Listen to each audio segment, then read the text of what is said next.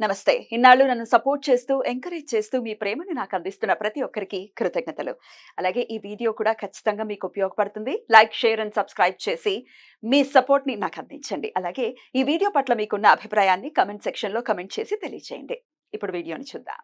నమస్కారం. రేపటి విశిష్టతని ఒకసారి చూద్దాం. రేపు 23వ తారీఖు జూన్ నెల 2024వ సంవత్సరం ఆదివారం. శ్రీ క్రోధినామ సంవత్సరం ఉత్తరాయణం గ్రీష్మ ఋతువు.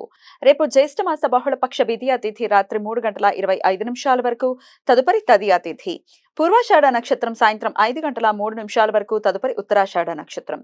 బ్రహ్మయోగం మధ్యాహ్నం 2:27 వరకు, తదుపరి ఐంద్రం యోగం. తైతుల కరణం సాయంత్రం 4:21 వరకు, గరజి కరణం రాత్రి 3:25 వరకు, తదుపరి వణిజ కరణం ఉంటాయి. నక్షత్ర వర్జం రాత్రి 12:40 నుండి 2:12 వరకు. అమృతకాలం మధ్యాహ్నం 12:26 నుండి 1:58 వరకు. హైదరాబాద్ ప్రాంతం వారికి రేపు సూర్యోదయం ఉదయం 5:43, సూర్యాస్తమయం సాయంత్రం 6:54, చంద్రోదయం రాత్రి 8:25, చంద్రాస్తమయం ఉదయం 6:39.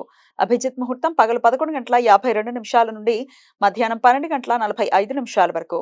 దుర్ముహూర్తం సాయంత్రం 5:08 నుండి 6:01 వరకు. రాహుకాలం సాయంత్రం 5:15 నుండి 6:54 వరకు. గుళిక కాలం మధ్యాహ్నం 3:36 నుండి సాయంత్రం 5:15 వరకు.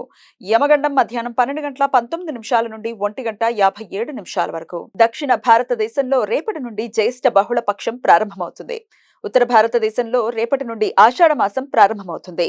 ఇది పూర్ణిమాంత పంచాంగం ప్రకారం. త్రిపుష్కర యోగం రేపు సాయంత్రం 5:03 నుండి రాత్రి 3:25 వరకు ఉంటుంది.